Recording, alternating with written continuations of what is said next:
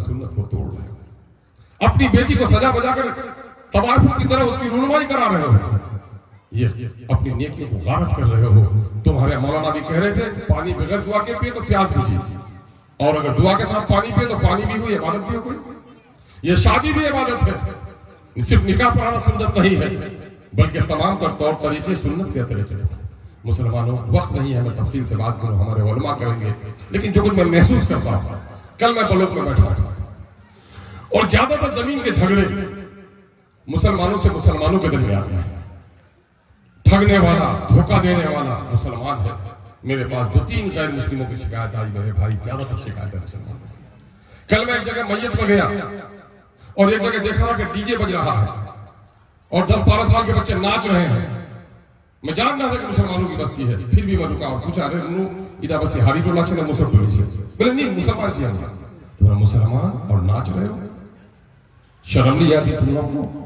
میں کچھ عورتیں تھی، کچھ مرد تھے، میں نے غیرت دلائی۔ ایک داڑھی والا شخص آیا اور محمد قسم کا جھگڑا کرنا پڑا ہم سے، چھولا مارو تو پیچھا منع کرو، انہوں نے پربار کو کسیلا چھولا برباد کر دیا، اسکول ہو گیا مجھ سے جھگڑا لگا دیا۔ پتہ چلا کہ وہ گندہ خلیز آدمی تھا، ہے نا، مجھے رول گیا ہوا ہے ایسے پلید لوگ، لیکن سماج میں شریف لوگ اٹھنا پڑے گا، ایسے کمینوں کو سزا دینی پڑے گی۔ اور پھر جب میں لوٹا تو راستے میں میں نے دیکھا کہ 2 نوجوان خوبصورت سا 20-25 سال کا کھڑا ہے، ہاتھ میں اس کے ایک بوتل ہے جس کا رنگ پیٹرول کی طرح۔ میں سمجھا کہ موٹر سائیکل میں پیٹرول وغیرہ ختم ہو گیا ہوگا۔ میرے سپاہی نے کہا کہ سر یہ شرابی ہے۔ میں نے کہا گاڑی روکو، گاڑی روک کے دوڑا کے بھجوایا، شراب کی بوتل چھوڑ کر بھاگا۔ دونوں مسلمان تھے۔ لوگوں، آج یہ روہٹا کا مارکیٹ پورے پورنیہ ضلع کا سب سے بڑا بازار ہے بہار میں، 3000 سے زیادہ دکانیں ہیں وہاں کاروبار، اور آج اس دکان کے 10 فٹ کی دکان میں کر کے لوگ کہاں سے کہاں جا رہے ہیں، لیکن قرب جوار کی بستیوں میں شراب کی بوتلیں توڑی جا رہی ہیں۔ آج مسلمانوں ایک جانور بھی مرتا ہے، ایک بیل مر جاتا ہے تو وہ اداس ہو جاتا ہے بیل، یہ کوا لٹک جائے کہیں تار میں تو کوا ماتم کرتا ہے۔ اے مسلمانوں، اتنی بے غیرتی ہو گئی ہے کہ کوئی میت ہو اس کے ہاں جا کے چائے پیتے ہو، کھانا کھاتے ہو۔ حضرت جعفر رضی اللہ تعالیٰ عنہ کے ہاں جب معاملہ آیا موت کا تو آپ نے کہا جعفر کیا غم ہے، کھانا بھجواؤ۔ جس کے رسول نے میت والے کیا کھانا بھجوانے کا حکم دیا، اور وہ امت آج مرنے والے کے کھانا کھا رہا ہے۔ 11 بجے مٹی ہو گئی، اس کے بعد بھی کھانے کا ناشتہ تو کر کے آئے تھے 8 بجے، کھانا تو 2 بجے کھانے کا، لیکن قبرستان سے آ جاتے ہو۔ میں نے کئی جگہ دینی حضرات کو دیکھا، میرے ساتھ گھوڑے پڑ جاتے مجھے کھانا کھانے آؤ۔ میں نے تم بیٹا ہو نا جی، تم کیسے آ گیا؟ ایک صحابی رسول نے اپنے بیٹے کو نصیحت کی، بیٹا جب قبر میں دفنا دینا تو اتنی دیر کھڑا رہنا بیٹا کہ ایک اونٹ کا گوشت تیار ہو جائے۔ ایک اونٹ کو کاٹنے بانٹنے میں کتنا لگے گا؟ 2-3 گھنٹہ لگے گا، یعنی طویل وقت تک میرے قبر پر رہنا۔ یہ نہیں کہ مغرب کا وقت نماز چھوڑ کے وہی رہ جائے۔ اس کا کہنے کا مطلب بیٹا طویل وقت تک رہنا، میرے لیے دعا کرنا بیٹا، میرا کیا حال ہوگا قبر میں بیٹا، تمہاری دعاؤں سے شاید میرے کو آسانی ہو جائے۔ لیکن آج کا بیٹا پکے کا مکان، بینک کے پیسے، زمین سب کچھ دیا۔ اے میرے نوجوانوں، جب باپ مر جاتا ہے تو گاؤں کا کلو بھدو مٹی دیتا ہے، تم بیٹوں کو کھانا کھلانے کے لیے دوڑ کر آ جاتے ہو۔ تمہارا حسن تو یہ ہونا چاہیے کہ قبر میں بیٹھ کے قریب بیٹھو، تمہارے آنکھوں میں آنسو آئے، کوئی عالم دین تمہارا دل سمجھا کر کے لے کے آگے بیٹا صبر کرو، موت ہر کسی کو آنی ہے، لیکن باپ مر گیا ہے، بیٹے کی آنکھوں میں غم نہیں ہے، سسرال اور دوستوں کو لے کے کھانا کھلا رہا ہے۔ ابھی میرے رشتے کے ماموں تھے، انتقال ہوا، میں ٹرین سے آیا، اتفاق سے جنازے کی نماز میں شامل نہیں ہو پایا۔ اب میں قبر پہ گیا، 3 مٹھی مٹی لے کے آ کے میں اس کے بیٹے سے ملوں گا، اور تقریباً 12 بجے کا وقت تھا، ابھی کھانا کھانے کا وقت نہیں ہوا تھا۔ اس کا بیٹا دیکھ رہے ہیں گوشت بانٹ رہا ہے۔ میرے بھائیو، کیا تماشا ہے! ایک صاحب نے کہا کہ مجھ کو بڑا عجب دل میں دھکا لگا، عورت کے گود میں بچہ تھا اور جب وہاں پر کھانا کھلایا جا رہا تھا تو وہ بچہ کہہ رہا تھا ماں بھوج کھا جائے، میت کے ہاں بچہ کہہ رہا بھوج کھا کے جائے۔ دیکھو اپنے غیر مسلم بھائیوں کو، ان کے عقیدے کہتے ہو کہ بگڑے ہوئے ہیں، بگاڑ ہے، اللہ ان کو ہدایت دے، دعا کرو۔ وہ جب مرتا ہے تو 9 دن تک 13 دن تک ان کا کھانا نہیں بنتا۔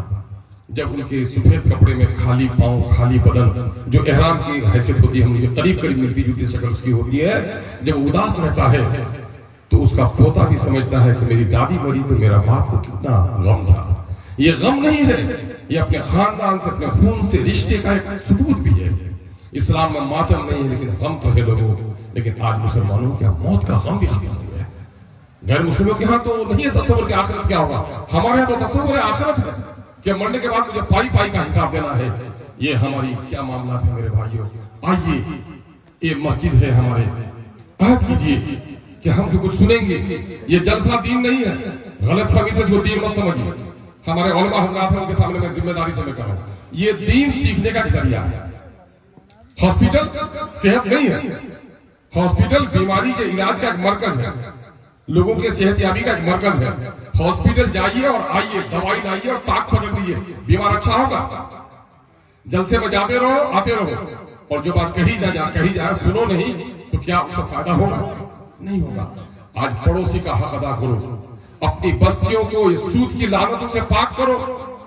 بستی بستی میں آج بندر لون ہو گیا ہے, شرم اور غیرت نہیں آتی مسلمانوں. تمہاری بیویاں لون لے رہی ہے.